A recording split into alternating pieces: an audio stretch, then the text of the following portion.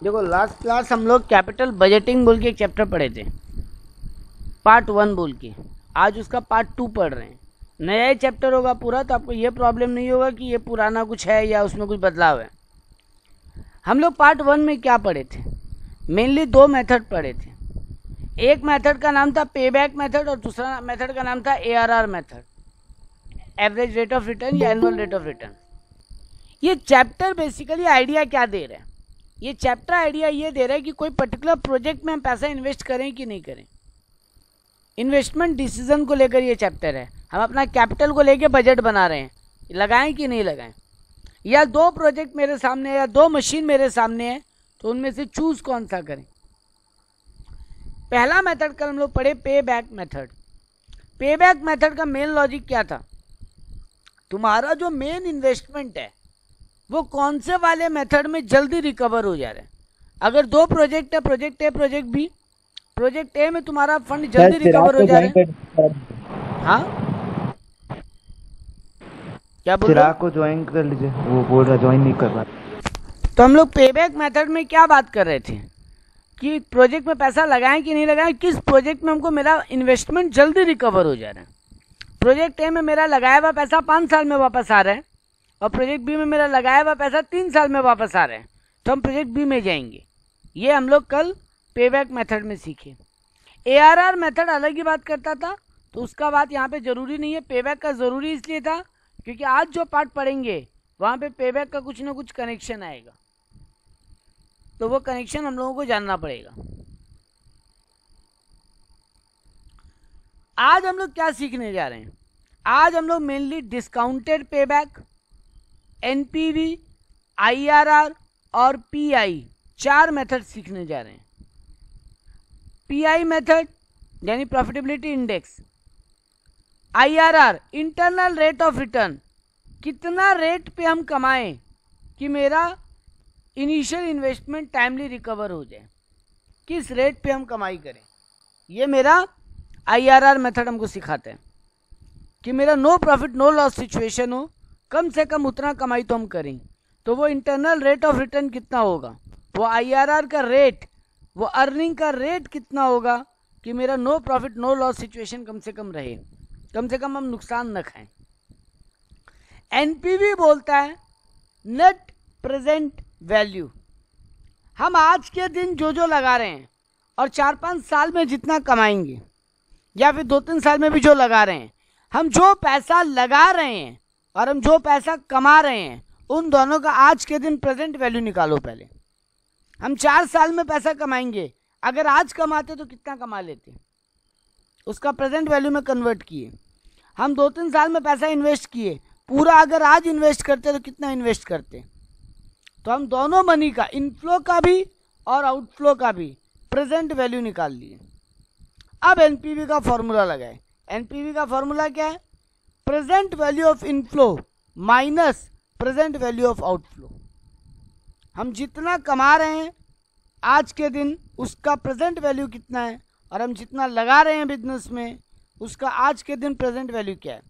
अगर मेरा present value positive है, अगर मेरा NPV पॉजिटिव है, इनफ्लो ज़्यादा है, इनफ्लो का प्रेजेंट वैल्यू ज़्यादा है, आउटफ्लो का प्रेजेंट वैल्यू कम है, तो उस प्रोजेक्ट में पैसा लगाना चाहिए। तो हम लोग IRR में सीखते हैं कि वो रेट ऑफ रिटर्न कितना होगा जहाँ पे हम no profit no loss situation पे कम से कम खड़े हों, कम से कम किस रेट पे कमाएं कि नो प्रॉफिट नो लॉस पे तो रहें। NPV हमको बताता है कि हमको कितना प्रेजेंट वैल्यू में फ़ायदा मिल रहा है, inflow minus outflow at the present value करके बेनिफिट किस में आ रहा है। PI मेथड का फॉर्मूला है present value of inflow divided by present value of outflow. तो NPV और PI ऑलमोस्ट सेम है। NPV में हम present value of inflow minus present value of outflow करते हैं, और PI मेथड में हम present value of inflow divided by present value of outflow कर देते हैं। और मेन ये, और चौथा मेथड सीखेंगे डिस्काउंटेड पे बैक। तो कल जो पे बैक सीखे थे, पे बैक में हम जो अगले 4 साल में कमा रहे हैं उसको प्रेजेंट वैल्यू में कन्वर्ट नहीं कर रहे थे, हम जो कमा रहे हैं उसी पे कंपेयर कर ले रहे थे कल। आज उसको प्रेजेंट वैल्यू में कन्वर्ट करके कंपेयर करेंगे। तब देखेंगे कौन सा वाला प्रोजेक्ट का पैसा जल्दी रिकवर हो जाता है और उसी प्रोजेक्ट में पैसा इन्वेस्ट करेंगे। तो हम लोग ये 4 मेथड आज सीखने वाले हैं। Net present value method, IRR method, discounted payback method, mainly ये 3 ही मेथड है, और PI चौथा मेथड। PI वैसे कुछ नहीं है, वो NPV का ही रेसिप्रोकल है। तो ये 4 मेथड आज हम लोग सीखने वाले हैं। लॉजिक यही है इन 4 मेथड का कि हम पैसा इन्वेस्ट करें कि नहीं करें। ये 4 मेथड की मदद से हम डिसीजन लेंगे। तो सबसे पहला मेथड आता है नेट प्रेजेंट वैल्यू। हम क्या करेंगे, मेरे पास कुछ स्टेप लिखा हुआ है। Step 1, calculate CFAT of each year. CFAT का मतलब हम कल ही बताए थे। कोई हमको बताएगा CFAT का मतलब क्या था? What was the meaning of CFAT? Hello हाँ बोलो। Sir, cash inflow after tax before depreciation. Very good. Cash inflow after tax but before depreciation. Tax minus करने के बाद लेकिन डिप्रिसिएशन माइनस करने से पहले मेरा इनफ्लो कितना है, तो हम हर ईयर का पहले CFAT कैलकुलेट करेंगे। स्टेप 2 मेरा क्या है, multiply CFAT of each year with present value factor. Multiply CFAT of each year with present value factor. ये क्यों करेंगे हम? हर ईयर का CFAT को प्रेजेंट वैल्यू फैक्टर से मल्टीप्लाई करने से मेरे क्या फायदा होगा, मेरे को क्या मिलेगा? कोई बोल सकता है? सर पूरा वैल्यू मेरा प्रेजेंट करंट मतलब प्रेजेंट ईयर में आ जाएगा। 0th डे पे खड़े हो जाएंगे हम। हाँ एकदम सही, एकदम सही। म्यूट कर लो। हाँ, तो देखो यहाँ पर हम लोग पहले निकालेंगे हर ईयर का मेरा इनफ्लो कितना है, टैक्स माइनस करने के बाद लेकिन डिप्रिसिएशन माइनस करने से पहले। सेकंड स्टेप में हर ईयर का वैल्यू को फर्स्ट ईयर के एंड में जो मेरा इनफ्लो है, सेकंड ईयर के एंड में जो इनफ्लो है, थर्ड ईयर के एंड में जो इनफ्लो है, सबको प्रेजेंट वैल्यू में कन्वर्ट कर लेंगे। प्रेजेंट वैल्यू में कन्वर्ट करने का तरीका क्या है? PV फैक्टर से मल्टीप्लाई करना। PV फैक्टर कैसे निकलता है, कोई बता सकता है? किसी को याद है? प्रेजेंट वैल्यू फैक्टर पहला चैप्टर में पढ़े थे हम लोग, नहीं याद है? कोई बात नहीं। हाँ सर, वो प्रेजेंट वैल्यू मतलब वो फ्यूचर वैल्यू का प्रेजेंट वो कैसे कन्वर्ट करेंगे? फैक्टर दिया रहता है उसको यूज करके करते हैं ना। फैक्टर अगर नहीं दिया हो तो फैक्टर दिया हो तो सिंपल है, मल्टीप्लाई कर देंगे डायरेक्ट। हाँ, नहीं दिया हो तो फॉर्मूला होता है 1 divided by 1 plus r to the power n। हाँ,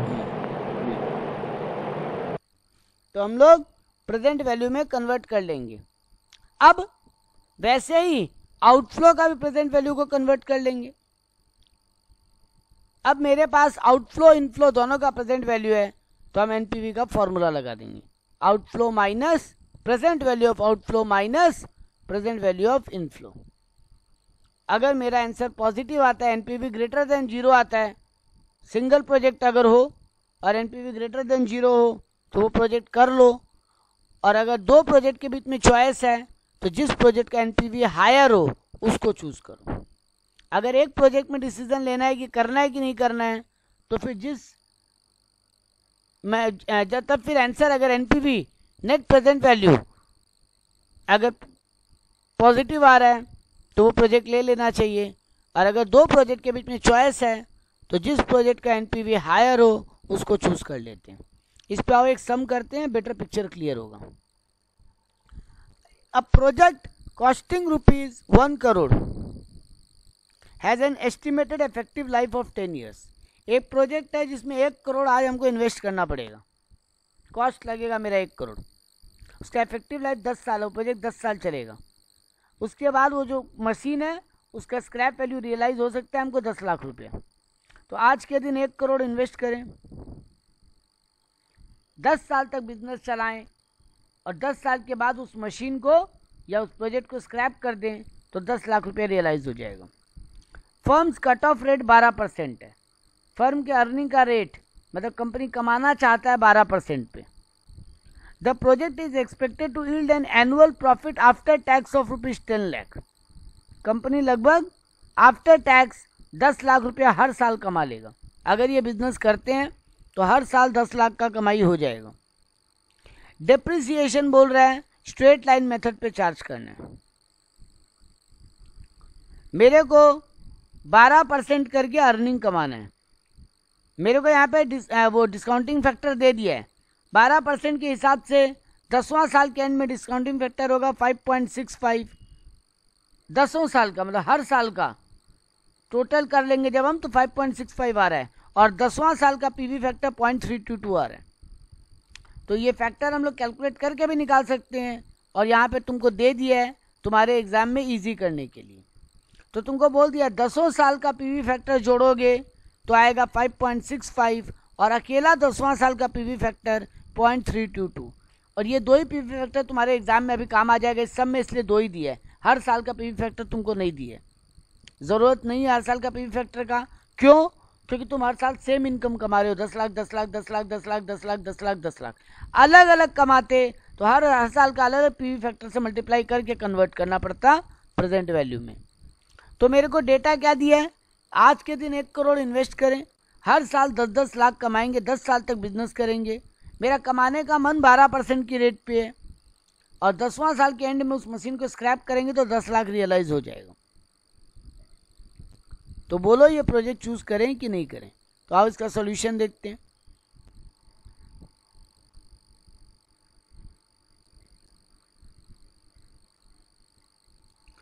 देखो सबसे पहले क्या किया, इसका डिप्रिसिएशन निकाल लिया। डिप्रिसिएशन कितना आएगा, 1 करोड़ का मशीन है, स्क्रैप वैल्यू 10 लाख रियलाइज हो जाएगा। 1 करोड़ का मशीन है, स्क्रैप वैल्यू 10 लाख रुपये रियलाइज हो जाएगा। लाइफ 10 साल है तो 1 crore minus 10 lakh 90 lakh divided by 10 साल यानी 9 लाख का डिप्रिसिएशन आएगा हर साल। हर साल 9 लाख का डिप्रिसिएशन आएगा। अब तुम हर साल कितना कमा रहे हो आफ्टर टैक्स, 10 लाख रुपया। सी फैट का मतलब क्या होता है, ये जो 10 लाख तुमको आफ्टर टैक्स फिगर दिया है क्या इसमें डिप्रिसिएशन माइनस किया हुआ है ऑलरेडी? ये जो तुमको हर साल 10 लाख आफ्टर टैक्स प्रॉफिट बता रहा है इसमें क्या डिप्रिसिएशन ऑलरेडी माइनस हो गया है? हाँ सर, हाँ हो गया है, हाँ हो गया है। अब हमको क्या करना है वापस? क्या करना है वापस? ऐड बैक करेंगे, सिर्फ डिप्रिसिएशन को ऐड कर लें। तो मेरा लॉजिक क्या था, जो लोग कल क्लास नहीं किए थे उनको समझ लो। मेरे को हर साल का प्रॉफिट बिफोर टैक्स दिया हुआ रहेगा। हम पहला काम करेंगे डिप्रिसिएशन माइनस, जो आएगा उस पर टैक्स निकाल के टैक्स भी माइनस और फिर वापस डिप्रिसिएशन ऐड बैक।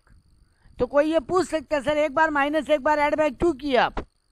एक बार माइनस इसलिए किए क्योंकि डिप्रिसिएशन मेरा टैक्स बचाएगा और वापस ऐड बैक इसलिए किए क्योंकि मेरा फॉर्मूला बोलता है सी फैट, मतलब profit inflow, cash inflow after tax but before depreciation.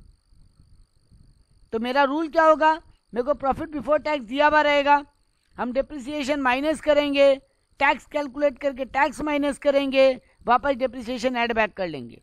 यहाँ पर तुमको डिप्रिसिएशन माइनस करने के बाद और टैक्स माइनस करने के बाद का फिगर ऑलरेडी दे दिया है, तुमको पैट दे दिया प्रॉफिट आफ्टर टैक्स। तो अब तुमको क्या करना है, सिर्फ अगला स्टेज फॉलो करो, सर डिप्रिसिएशन ऐड बैक करना है। तो तुम हर साल 10-10 लाख कमाओगे, डिप्रिसिएशन कितना है 9 लाख, तो टोटल सी फैट कितना आएगा हर साल का 19 लाख। अब हर साल का 19 lakh into factor, 19 lakh into factor, 19 lakh into factor, ऐसा 10 साल तक करते रहोगे। क्योंकि सेम फिगर है इसलिए तुमको हर साल का फैक्टर कैलकुलेट करने का दरकार नहीं है, फैक्टर का टोटल से भी तुम्हारा काम हो जाएगा। अगर अलग अलग प्रॉफिट कमाते हर साल तो फैक्टर कैलकुलेट करना पड़ता। आप लोगों के पास कैलकुलेटर होगा, मेरे हाथ में फिलहाल कैलकुलेटर नहीं है। हेलो है सर। हाँ तो 1 डिवाइडेड बाई 1 प्लस आर करो, 1 प्लस 12% है ना, यानी 1.12, 1 डिवाइडेड बाई 1.12 करो। सर 0.892857। हाँ इसको इक्वल टू एक बार हो गया ना ये। हाँ इसको 9 बार इक्वल टू करो, 9 बार।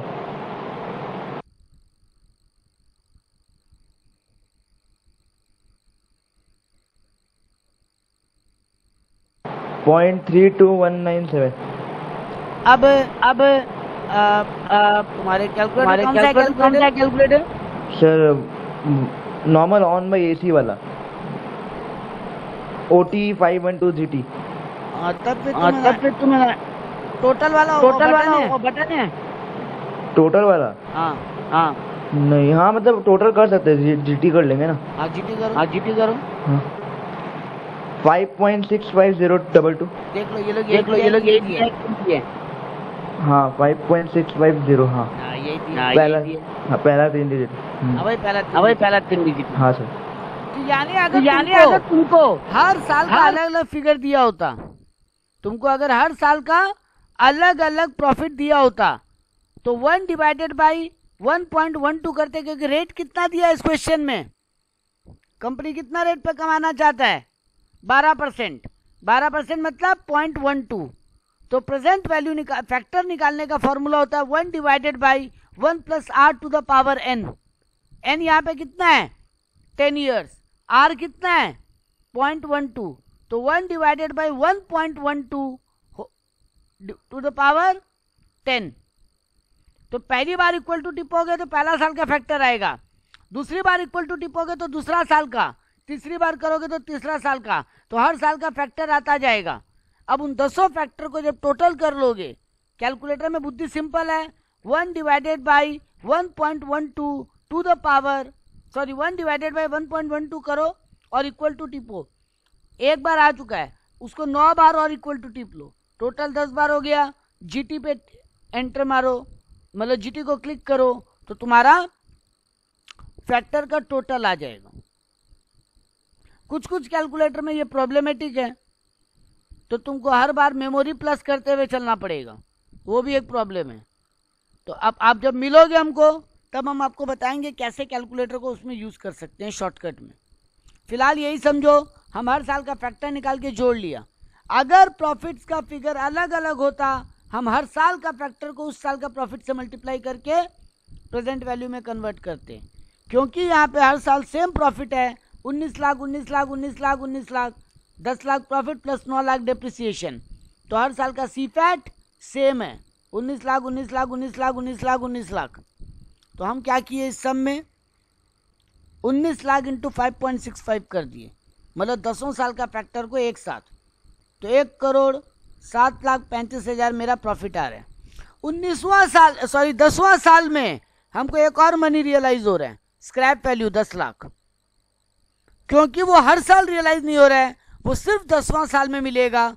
तो हम 10वां साल का फैक्टर से मल्टीप्लाई किए। मनीष, तुम्हारा 10वां साल का फैक्टर यही आ रहा था अप्रोक्सीमेटली जब तुम बोले थे 0.32 ऐसे कुछ। हाँ तो देखो 10वां साल का फैक्टर से मल्टीप्लाई, तो हर साल का प्रॉफिट को उस साल के फैक्टर से मल्टीप्लाई कर रहे हैं हम। लेकिन क्योंकि हमको टोटल प्रॉफिट, हर साल प्रॉफिट सेम था, तो हम एक बार में फैक्टर का टोटल कम्युलेटिव फैक्टर से मल्टीप्लाई कर लिए, और 10वां साल का अमाउंट जो हमको 10वां साल में मिल रहा है खाली स्क्रैप वैल्यू, उसको 10वां साल का फैक्टर से मल्टीप्लाई कर लिए। तो 3,22,000 हमको वो भी रियलाइज हो रहा है। तो 1,07,35,000 रुपया हमको प्रॉफिट रियलाइज हो रहा है, 3,22,000 हमको स्क्रैप वैल्यू का प्रेजेंट वैल्यू, ये देखो प्रेजेंट वैल्यू में कन्वर्ट हो गया। ये सोचो 19 लाख, 10 साल में 19 लाख जो कमाओगे उसका आज के दिन प्रेजेंट वैल्यू 1,07,35,000 है। वैसे ही 10वां साल में जो 10 लाख आएगा उसका आज के दिन प्रेजेंट वैल्यू 3,22,000 है। तो total present value of inflow 1,10,57,000 है, 1,10,57,000। और आउटफ्लो कितना हो रहा है तुम्हारा प्रेजेंट वैल्यू के दिन? 1 करोड़। तो टोटल NPV आ रहा है 10,57,000। तो ये प्रोजेक्ट लेना चाहिए कि नहीं लेना चाहिए? प्रोजेक्ट हमको लेना चाहिए कि नहीं लेना चाहिए?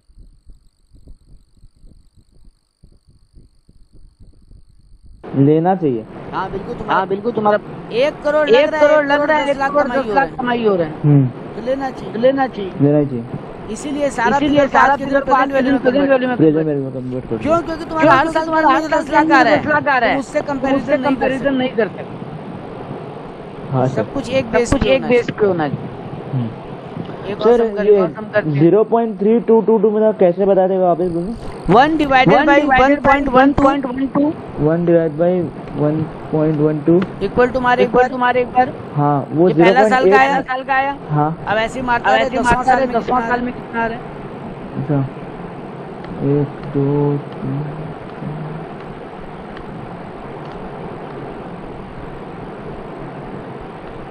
हाँ 0.32 अच्छा वो आगे वाला फिगर के लिए वो 2 को एडजस्ट कर लिया। ठीक है वो ठीक है उतना चलेगा। हाँ सर 0.32 मैच हो रहा है तो हाँ हाँ बस ठीक, 0.32 हाँ ये तुम्हारा 10वां साल का फैक्टर है।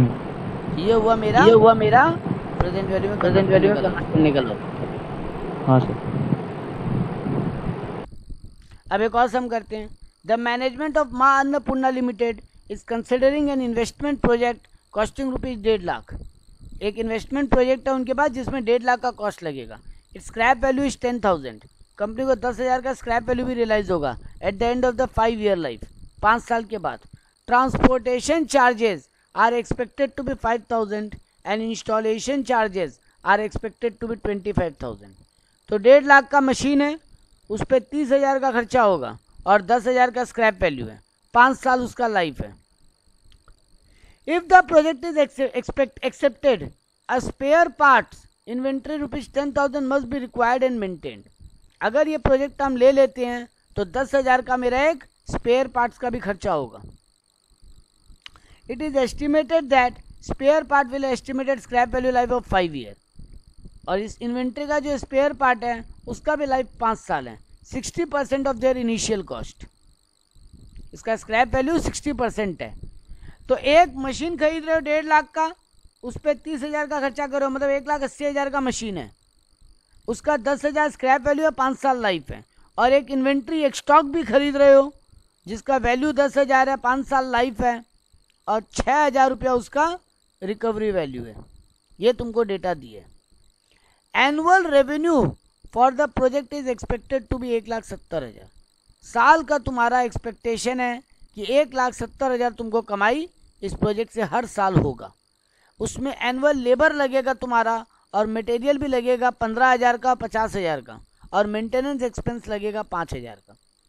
तो इस बिजनेस से हर साल तुम्हारा प्रॉफिट बिफोर टैक्स, इस बिजनेस से तुम्हारा हर साल प्रॉफिट बिफोर टैक्स 1,70,000 होगा। एनुअल रेवेन्यू बोला है, मतलब एक तरीके से सेल बताया है, सेल 1,70,000 का सेल होगा।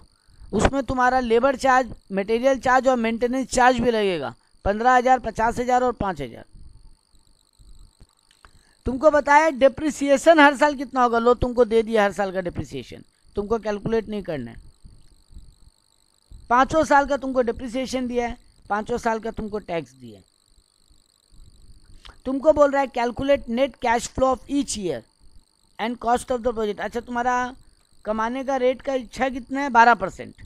Calculate the net cash flow for each year and cost of the project, evaluate the project 12% rate of interest. मतलब तुम कम से कम इस प्रोजेक्ट से 12% कमाना चाहते हो। तुमको डिस्काउंटिंग फैक्टर दे दिया, देखो तुम्हारा काम आसान कर दिया। बीकॉम लेवल पे ये करके देगा, सीए में ये नहीं करके देता, फैक्टर खुद कैलकुलेट करना पड़ता है, लेकिन बीकॉम में डिस्काउंटिंग फैक्टर दे देते हैं। तो देखो 12% के हिसाब से तुमको 5 साल का डिस्काउंटिंग फैक्टर दे दिया। पहला साल का होगा 0.8929, किया वैसे ही है, 1 डिवाइडेड बाई 1.12 आ गया पहला साल। ये वापस इक्वल टू मारो, आ जाएगा दूसरा साल, वापस इक्वल टू तीसरा साल, वापस इक्वल टू चौथा साल, वापस इक्वल टू 5वां साल। तो तुमको 5 साल का फैक्टर निकाल के दे दिया। तुमको बोला should the project be accepted और नॉट। तो क्या क्या करना चाहिए हमको? पहला काम हम क्या करेंगे सर, 5 साल का सेल लिख लेंगे एक जगह, उसमें से माइनस करेंगे मटेरियल, लेबर और मेंटेनेंस एक्सपेंसेस हर साल का, माइनस करेंगे डेप्रिसिएशन, माइनस करेंगे टैक्स और फिर डेप्रिसिएशन ऐड बैक कर लेंगे। यहाँ पे डेप्रिसिएशन माइनस करने का वैसे ज़रूरत नहीं है, आई थिंक नहीं, ये लोग ऐड बैक किए, ठीक है कोई नहीं, हम लोग भी करेंगे। तो देखो इस सब में पहला काम क्या किए, मेरा cost of the project 1.5 lakh, पहला इनिशियल इन्वेस्टमेंट कितना है वो निकाल रहे हैं, 1,80,000 और 10,000 मेरा मशीन का। तो आउटफ्लो का प्रेजेंट वैल्यू 1,90,000, आउटफ्लो का प्रेजेंट वैल्यू 1,90,000, 1,50,000 मशीन का लग रहा है, ट्रांसपोर्ट कॉस्ट लग रहा है 5,000, 25,000 इंस्टॉलेशन चार्ज लग रहा है, तो मशीन पे 1,80,000 का खर्चा लग रहा है, स्पेयर पार्ट पे 10,000 का, तो टोटल आउटफ्लो 1,90,000 है। अब ये लोग क्या किया, सेकंड काम, हर साल earning before depreciation and tax कितना आ रहा है वो निकाल लिया। 1,70,000 का सेल है, तुम्हारा मटेरियल लेबर और मेंटेनेंस चार्ज 70,000 लग जा रहा है, यानी हर साल तुम 1,00,000 रुपया प्रॉफिट कमा रहे हो, ग्रॉस प्रॉफिट। तो अब देखो ये लोग क्या किया, टेबल सजाया, 5 साल लिखा, हर साल का ग्रॉस प्रॉफिट 1,00,000 1,00,000 1,00,000 1,00,000 1,00,000, हर साल का डिप्रिसिएशन पहले माइनस किया तो आ गया अर्निंग बिफोर टैक्स, उसमें से टैक्स माइनस किया तो आ गया अर्निंग आफ्टर टैक्स। अब उसमें वापस डिप्रिसिएशन को ऐड बैक किया तो आ गया सी फैट। हम लोग ये बात पहले भी कर चुके हैं, सी फैट निकालने का तरीका जो हम लोग डिसाइड किए थे, लोग भी वही फॉलो किए एग्जैक्टली। प्रॉफिट बिफोर टैक्स में से डिप्रिसिएशन, अर्निंग बिफोर टैक्स, पहले डिप्रिसिएशन माइनस किया, टैक्स माइनस किया और फिर डिप्रिसिएशन ऐड बैक कर लिया। अब क्योंकि तुम्हारा सी फैट हर साल का अलग अलग आ रहा है, पहला साल 88,800, दूसरा साल 77,280, तीसरा साल 72,960, चौथा साल 68,640 और पांचवा साल 60,320, क्योंकि अलग अलग है तो हम क्या पीवी फैक्टर का ऐड करके डायरेक्ट मल्टीप्लाई कर सकते हैं, हाँ या ना? क्योंकि मेरा हाँ सर कर सकते हैं नहीं, अलग अलग है तो फिर हमको अलग अलग करना पड़ेगा ना। हाँ, तो उस हम डायरेक्ट का ऐड करके एक बार में नहीं कर सकते, नहीं कर सकते, जो अलग अलग पिछला करना पड़ेगा। सब में कर लिए। ठीक है। तो यहाँ पर 5 साल का पीवी फैक्टर लिखे जो क्वेश्चन में गिवन था। अब सी फैट इंटू पीवी फैक्टर, सी फैट इंटू पीवी फैक्टर, सी फैट इंटू पीवी फैक्टर, 5 साल का रेवेन्यू का या नेट सी फैट का प्रेजेंट वैल्यू निकाल लिए। 5वां साल में जाके हमको क्या क्या रियलाइज हो रहा है, 5वां साल में भी मेरे हाथ में कुछ और आ रहा है, हाँ सर आ रहा है। एक तो आप जो मशीन है उसका स्क्रैप वैल्यू 10,000 आ रहा है, और आपका जो इन्वेंट्री था उसका भी स्क्रैप वैल्यू 6,000 आ रहा है 60%। तो 5वां साल के एंड में आपकी जेब में 16,000 आ रहा है। तो 5वां साल का पीवी फैक्टर कितना है, 5.674 जो क्वेश्चन में दिया हुआ है। जो 16,000 इंटू 5वां साल का पीवी फैक्टर 9078 भी मेरे पास आ रहा है। तो टोटल 2,70,678 रुपया मेरा सी फैट का प्रेजेंट वैल्यू है, स्क्रैप वैल्यू का प्रेजेंट वैल्यू 9078 है, तो टोटल 2,79,756 हमको रियलाइज हो रहा है। Present value of cash outflow कितना था मेरा, पॉकेट में आ रहा है आज के दिन, अगर पूरा पैसा आज ही रियलाइज हो जाता तो मेरे को रियलाइज होता 2,79,756, 2,79,756 रुपया। जेब से जा कितना आ रहा है प्रेजेंट वैल्यू के दिन, 1,90,000। तो मेरा प्रेजेंट वैल्यू आ रहा है, नेट प्रेजेंट वैल्यू आ रहा है 89,756 पॉजिटिव, मतलब बिजनेस करना चाहिए। 2,80,000 के लगभग कमाई हो रहा है, 1,90,000 जेब से जा रहा है, बिजनेस ऑब्वियसली करना ही चाहिए। प्रॉफिट हो रहा है मतलब बिजनेस करना चाहिए। क्लियर है ये सम सबको? क्या ये दोनों सम सबको क्लियर है? कोई को डाउट है तो बोलो भाई, आप लोग कोई क्वेरी नहीं कर रहे हो। नेहा, कायनात आप लोग को क्लियर? कायनात आपको क्लियर है? क्योंकि आप पिछला क्लास मिस किए हुए हो तो इसलिए हम पहले पूछ रहे हैं आपसे।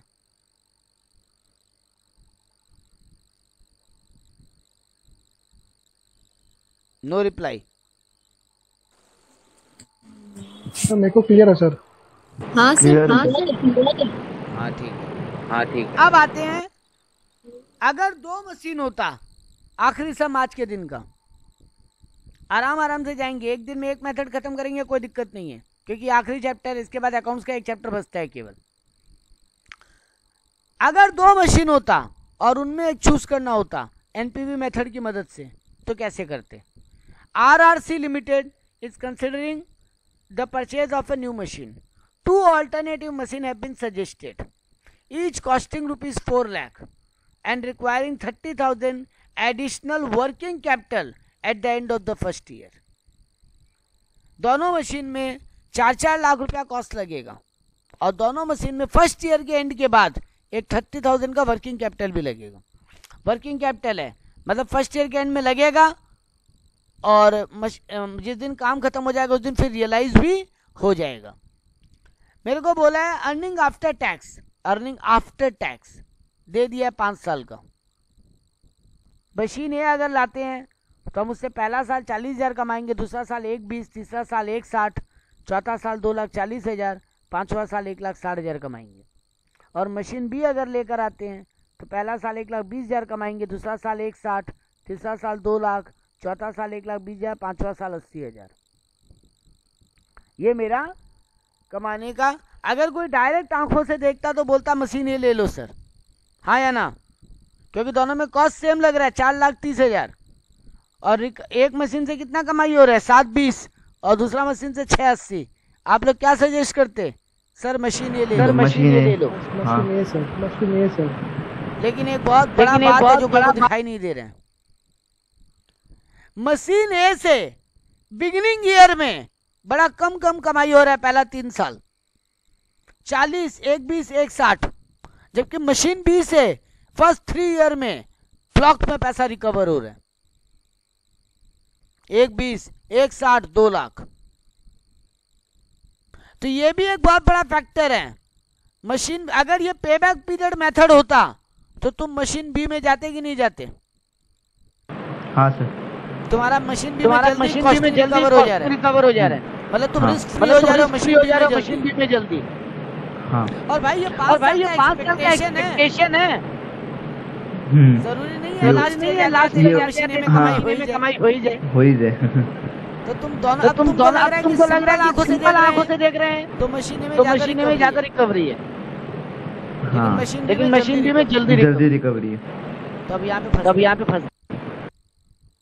इसीलिए सबको प्रेजेंट वैल्यू में कन्वर्ट कर लो और फिर तोलो कौन सा मशीन बेटर काम करके देगा। तो देखो पहले क्या किए, वही सेम बुद्धि का समय। पहले मशीन ए के लिए सॉल्व करेंगे। पैट दिया हुआ है हमको, मेरा 4 लाख का मशीन में एक कॉस्टिंग है। मेरा टोटल पहले हमको प्रेजेंट वैल्यू ऑफ आउटफ्लो निकालना है। प्रेजेंट वैल्यू ऑफ आउटफ्लो कितना है मेरा? प्रेजेंट, अच्छा हम 10% के हिसाब से कमाना चाहते हैं इस बिजनेस में। प्रेजेंट वैल्यू ऑफ आउटफ्लो कितना होगा मेरा? कितना आउटफ्लो हो रहा है, कितना जेब से निकल रहा है टोटल?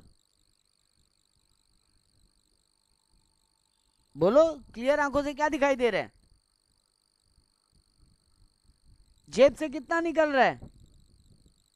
4 लाख मशीन का कॉस्ट और फर्स्ट ईयर के एंड में 30,000 का वर्किंग कैपिटल। तो टोटल जेब से आउटफ्लो कितना हो रहा है?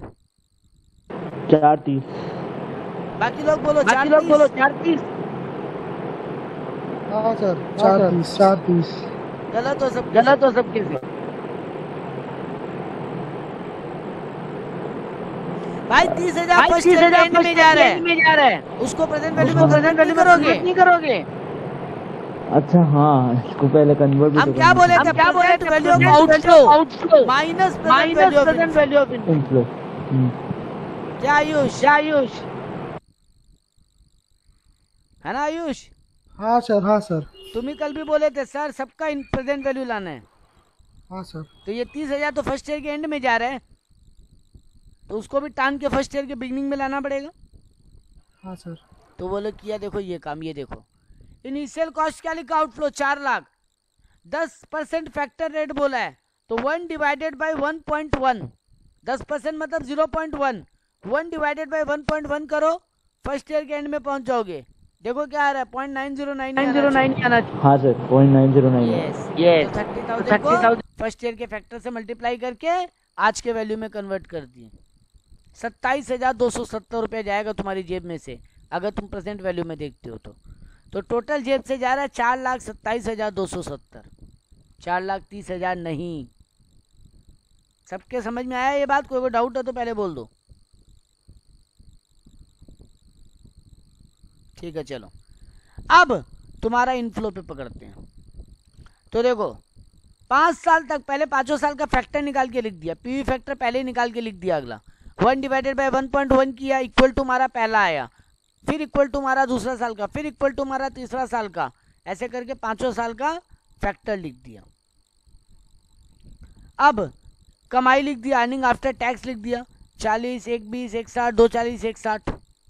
अब इसमें डिप्रिसिएशन ऐड बैक किया। 4 लाख मशीन का कॉस्ट है, 5 साल लाइफ है मशीन का, कितना डिप्रिसिएशन होगा हर साल?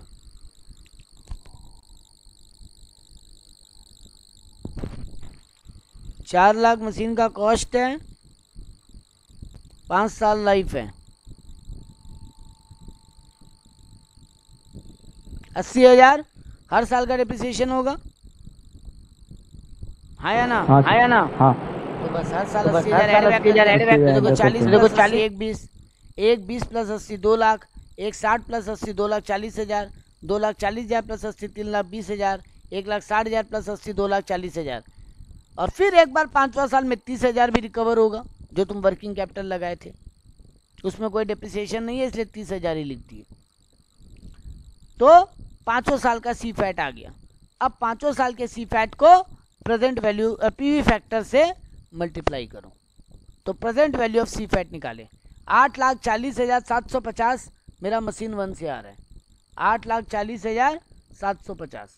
जेब से जा कितना आ रहा है? 4,27,270। 8,40,750 जेब में आ रहा है, 4,27,270 जेब से जा रहा है। तो प्रेजेंट वैल्यू आ रहा है, नेट प्रेजेंट वैल्यू आ रहा है 4,13,480। वैसा ही मशीन 2 के साथ किए। मशीन 2 में 1 20 1 60 2 लाख 1 20 80 रिकवरी है, 5वां साल में 80 और 5वां साल में फिर एक और रिकवरी है 30,000 का, उसमें भी डिप्रिसिएशन ऐड बैक किए, फिर प्रेजेंट वैल्यू में कन्वर्ट किए। 8,44,910 रुपीज़ तुम्हारा इनफ्लो आ रहा है, present value of inflow. Outflow हो रहा है वही 4,27,270। तो नेट प्रेजेंट वैल्यू आ रहा है 4,17,640। देख लो, नॉर्मल आंखों से मशीन ए में ज़्यादा रिकवरी दिखाई दे रहा था, जबकि जब उस सबको प्रेजेंट वैल्यू में कन्वर्ट करके कंपेयर किए तो मशीन बी में ज़्यादा रिकवरी हो रहा है, 4,000 रुपया समथिंग से या 3,000 समथिंग से ज़्यादा रिकवरी हो रहा है। क्लियर है? हाँ सर। आज का आखिरी बात करेंगे, 2 मिनट का क्लास और है। हम बोला एनपीवी मेथड सीख गए हम लोग। दूसरा मेथड एक और है, प्रॉफिटेबिलिटी इंडेक्स मेथड। एक लाइन में हमको बताना है एनपीवी का फॉर्मूला क्या था? Net present value of outflow minus net present value of inflow. जबकि पीआई मेथड का फॉर्मूला क्या है? Present value of inflow divided by present value of outflow. अगर तुम्हारा ये डिवाइड करने के बाद जो पीआई आएगा वो ग्रेटर देन 1 आए तो प्रपोजल एक्सेप्टेड, लेस देन 1 आए तो प्रपोजल नॉट एक्सेप्टेड यानी रिजेक्टेड, और अगर पीआई इक्वल टू 1 आ जाए तो मैनेजमेंट इनडिफरेंट है, जो करना चाहे कर लो। तो एनपीवी में हम लोग सीखते हैं, पहले सबका प्रेजेंट वैल्यू निकाल लो, इनफ्लो का भी आउटफ्लो का भी, माइनस करो आउटफ्लो का प्रेजेंट वैल्यू माइनस इनफ्लो का प्रेजेंट वैल्यू, आंसर पॉजिटिव आए तो प्रपोजल एक्सेप्टेड, कंपैरिजन करना हो तो जिसका हाई एनपीवी वो प्रोजेक्ट एक्सेप्टेड। और पीआई मेथड में कुछ नहीं, सब कुछ सेम, इनफ्लो का प्रेजेंट वैल्यू निकाल लो, आउटफ्लो का प्रेजेंट वैल्यू निकाल लो, और यहाँ पर इनफ्लो डिवाइडेड बाय आउटफ्लो कर दो। वहाँ इनफ्लो माइनस आउटफ्लो था, यहाँ पर inflow divided by present value of inflow divided by present value of outflow कर दो। अगर आंसर आएगा वो पॉइंट में आएगा, 1 पॉइंट समथिंग या 0 पॉइंट समथिंग। तो अगर 0 पॉइंट समथिंग आ रहा है मतलब लेस देन 1 तो प्रपोजल नॉट एक्सेप्टेड, हाई अगर मोर देन 1 आ रहा है तो प्रपोजल एक्सेप्टेड, इक्वल टू 1 आए तो इनडिफरेंट। और अगर दो प्रोजेक्ट में कंपैरिजन करना हो तो जिस प्रोजेक्ट का पीआई हाई हो वो प्रोजेक्ट एक्सेप्ट कर लो। तो पीआई मेथड क्लियर है आप लोग को? अगर एनपीवी क्लियर है तो पीआई क्लियर है। हाँ सर क्लियर है। तो आज हम लोग